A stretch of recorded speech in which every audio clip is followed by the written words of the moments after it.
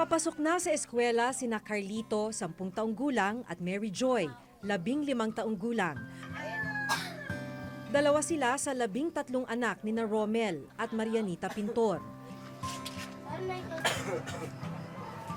Inihahanda nila ang kanilang uniforme at gamit sa eskwela pero hindi ang agahan. Dahil gaya ng iba pang nagdaang umaga, wala sila nito. Hindi po muna ngayon kasi wala pong pera. Tsaka wala nga pong baon, kulang po pamasahe nila. Dahil ilang metro lang ang layo ng kanilang bahay sa Rizal Sanitary Landfill,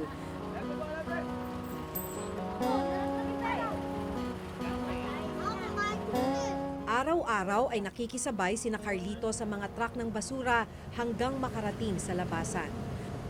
Malaking tipid na rin kasi ito para hindi na mabawasan ang 60 pesos nilang baon.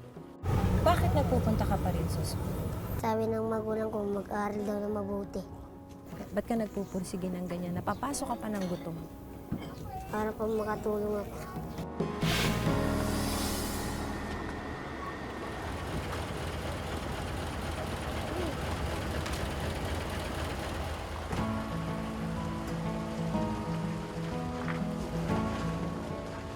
Pagbaba sa truck ng basura, kailangan pang sumakay ng jeep ni na Carlito at Mary Joy.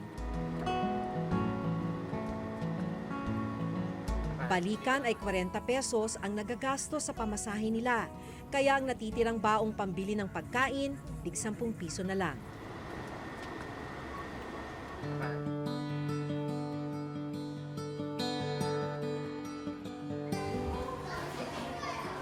Sa edad na 10, dapat ay nasa grade 4 na si Carlito. Pero dahil hindi sila kayang pag-aralin ng sabay-sabay ng kanilang magulang, 2 taon siyang hindi nakapag-aral. 1, 2, 3, 4, 5, 6, 7, 8, 9, 10. Okay, Y and? Sa klase, kapansin-pansin ang pagiging tahimik ni Carlito. Kanina bakit ka nanghihina? Nangungutol po ako kanina. Wala pang laman tiyan ko. Minsan sumasakit rin. Initiis ko na lang. Eh di, ang hirap nun. Nasa school ka tapos gutom ka. Pag ganina nga po, nahilo ako. Pag nagsusulat. Nang sumapit ang oras ng recess, kaunting sopas at isang hotdog ang inabot ng baon ni Carlito. Minsan, pag pumapasok po siya, matamlay, parang walang gana sa pag walang gana sa pag-aaral. Kasi nga po, minsan nagsasabi, ma'am, wala po akong pera, wala po kaming baon.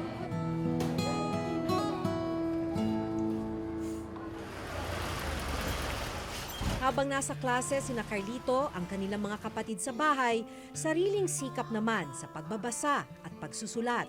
Pag may notebook po lagi sila, nandun lang po sila sa bahay. Puro nagsusulat. Dahil kunyari ito po yung picture. Ang mga gamit nila, galing lahat sa tambakan ng basura. Binigay po sa kanila to noon. Kinukuha po ng papa niya tapos bibilis mo lang din kasi basta. Pangangalakal ng basura sa landfill ang kabuhayan ng kanyang asawang si Romel. Budget namin kulang. Kinita po lang ng asawa ko kagabi. Tama lang po ngayong umaga. Ngayong tanghalian, wala po kami budget. Ngayong araw, hindi sila makakapananghalian. Para makadagdag sa kita, maging ang isa pang kapatid ni Carlito na si Janjan, tumutulong na rin sa pangangalakal. Mangangalakal ka, walang almusal. Tinitiis lang po yun. Is tubig lang. Tubig lang.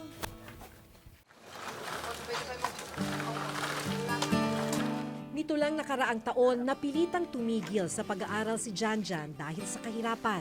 Para makakain, mamayang hapon, ilang kilo sana? 2 kilo. Birthday po ng kapatid ko. Birthday? Sinong may birthday? Si Mary Joy yung pumasok po. Yung pumasok. So, si Mary Jane birthday. Kaya pinag-iipunan mo? Apo. Ang kinita ni Janjan na inaasahan sana ng kanyang pamilya, napunta lang ang kalahati pambayad ng utang. Pawas po ako kaya daw ng 30. Kano ba utang mo? 120 po. 120. So dahil nagpaawas ka ng 30, 90 na lang utang mo. Apo. 28 na lang ang tira. Apo. Okay lang po yun.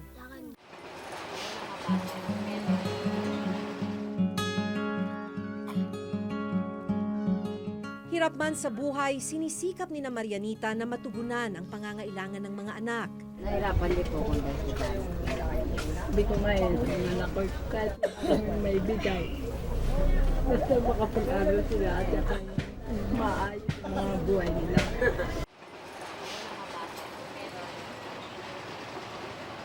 Tanghaling tapat, dumating naman mula eskwela ang magkapatid na sina Carlito at Mary Joy.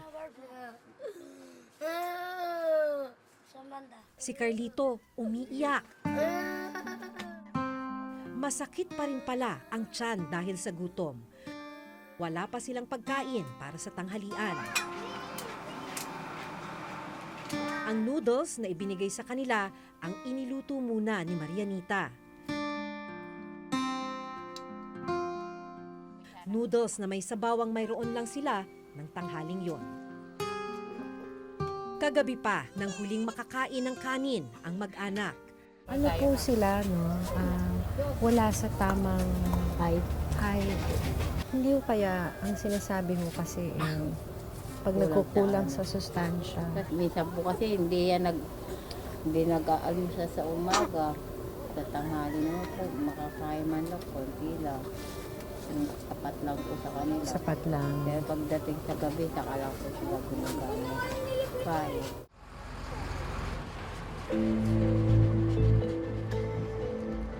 Hindi pa man nakakapahinga, agad umalis ng bahay si Carlito.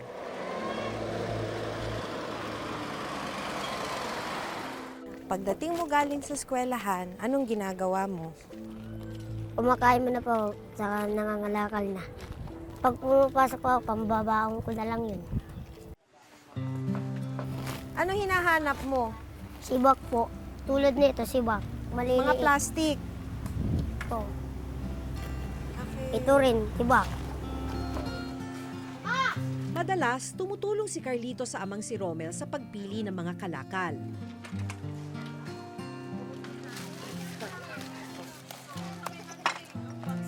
Ang mapagbebentahan ng mag-ama, ilalaan para sa hapunan ng pamilya.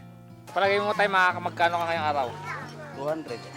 Yung 200 sapat na ngayong araw, ngayong gabi yan. Ay, hindi ka. Ha? Dali, may bibenta pa akong iba doon sa loob, sa bahay. May utang po ba siya sa inyo, si tatay? Meron pong, may bali pa po ako dyan. Pag hindi malaki kinita, tsaka magawa sila kung gusto nila. Yan lang.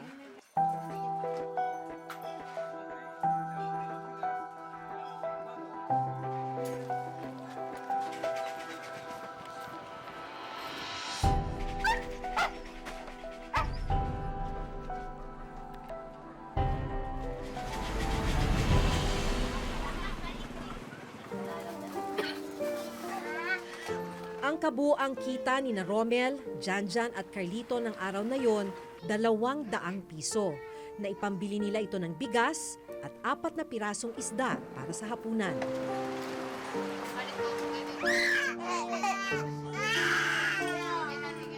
Sa kabila ng kanilang diskarte at pagsisikap, hindi pa rin talaga sapat ang kita. Bukas, panibagong hamon na naman ang haharapin ng pamilya Pintor.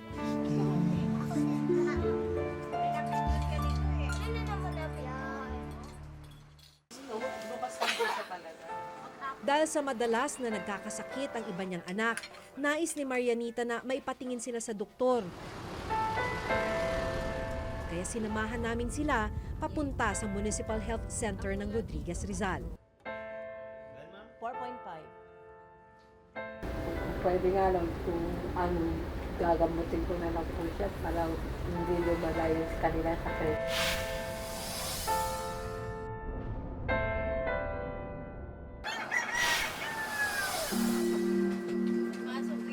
Kinabukasan, panibagong pakikipagsapalaran para sa pamilya Pintor.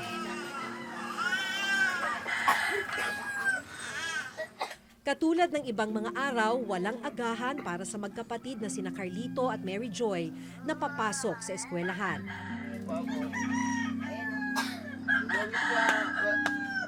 Paulit-ulit ang ganitong eksena sa kanilang magkapatid, papasok sa eskwela nang wala man lang laman ang tiyan. Ngayon, agahan yung mga bata. Wala po ngayon. Yung kinita lang po na asawa ko kapon, kasya lang ngayon. Si Carlito, iyak ng iyak at ayaw muna raw pumasok. May sugat daw kasi siya sa paa na nakuha niya mula sa pangangalakal ng basura. 15 sana ang anak ni na Marianita at Romel, pero 2 sa kanila namatay noong mga sanggol pa lang. Ang isa dahil sa kumbulsyon, ang isa namatay nang hindi man lang nadadala sa ospital. Yung takot ba na nagkukulang sila sa sustansya? Meron din po. Kasi po, nung ayoko na po nangyari sa kanila yung nangyari sa anak ko na nawala. Kaya inaano ko sa pagkain. Nasuportahan ko kahit sabi ko nag-aagilap na lang ako para sa pagkain. Dahil sa madalas na nagkakasakit ang iba niyang anak, nais ni Marianita na maipatingin sila sa doktor. Kaya sinamahan namin sila papunta sa Municipal Health Center ng Rodriguez Rizal.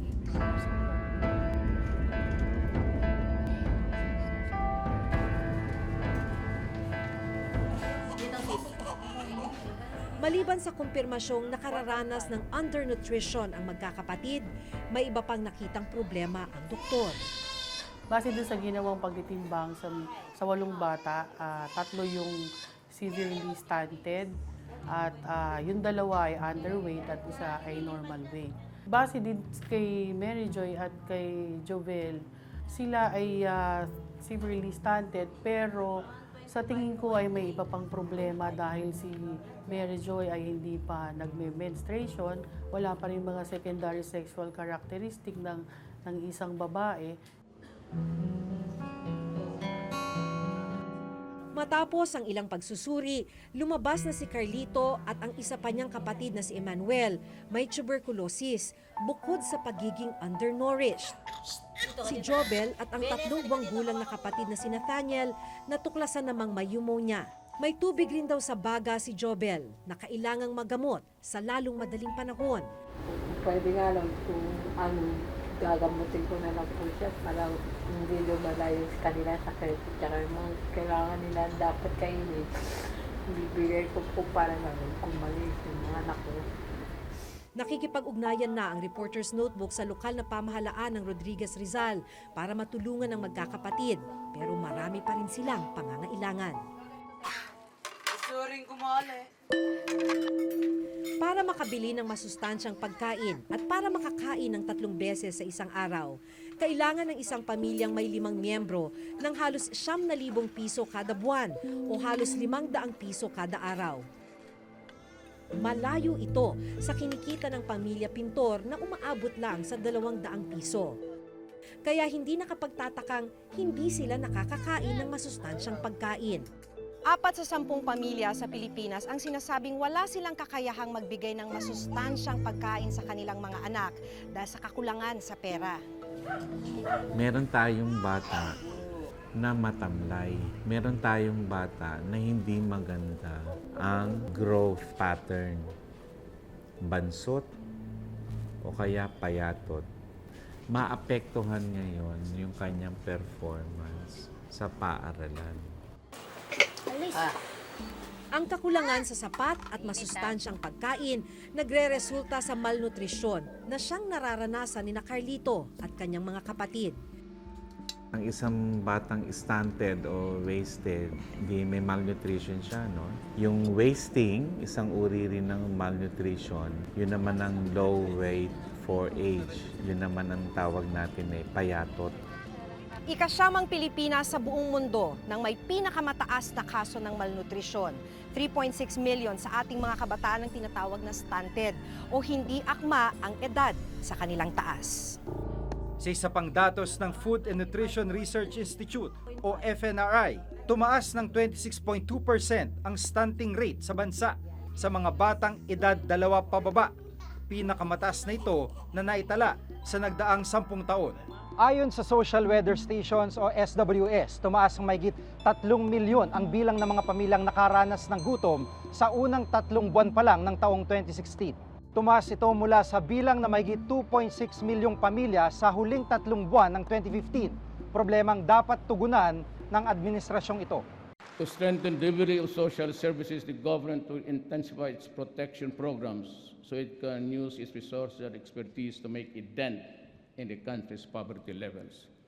But now, I have decided to direct the DSWD to provide the rice subsidies to the poorest of the families, at least para makakain lang, every month. Ang tingin ko, i-prioritize ito ng Department of Health. Tapos i-promote ang pure breastfeeding up to 2 years of age. Hayaan natin ang mga nanay ang kumain at maging malusog para sila magkagatas. Kailangan pa rin na pag-isipan ng pamahalaan paano magkakaroon ng sapat na kita ang isang pamilya para makabili ng masustansyang pagkain para mapakain sa kanyang pamilya at hindi ito magiging malnourished. Malaking tulong daw sana kung magiging benepisyaryo ng Pantawid Pamilyang Pilipino Program o 4Ps ang pamilya Pintor. Pero hanggang ngayon ay naghihintay pa silang maaprubahan ng DSWD. Isa na rin po ko natawag, kaya lang po, yung natawag na yun, simula niyo sabi ng hintayin doon sa bahay na mag-interview para sa county. Pero hanggang ngayon po wala po.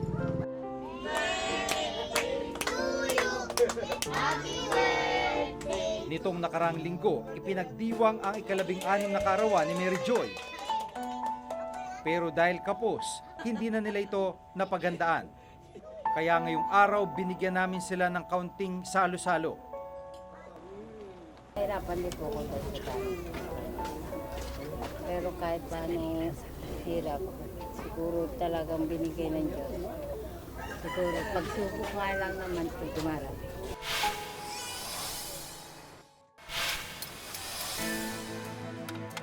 Kung ang maraming pamilya nabubuhay sa isang kahig isang tuka, sina Marianita kahit kumita ng pera sa basura, walang kasiguraduhan na may mailalaman sa sikmura. Pero sa kabila nito, sina Carlito at Mary Joy pursigidong makapag-aral. Ito na lang din kasi ang nakikita nilang pag-asa para makaahon sa kahirapan. Tumataas ang bilang ng mga batang malnourished at stunted sa bansa. Isang isyong ito na dapat ring mabigyang pansin at dapat tugunan sa lalong madaling panahon. Hanggang sa susunod na Huwebes, ako si Maki Pulido. Ako si Giga Manikad at itong bagong dekada ng Reporter's Notebook.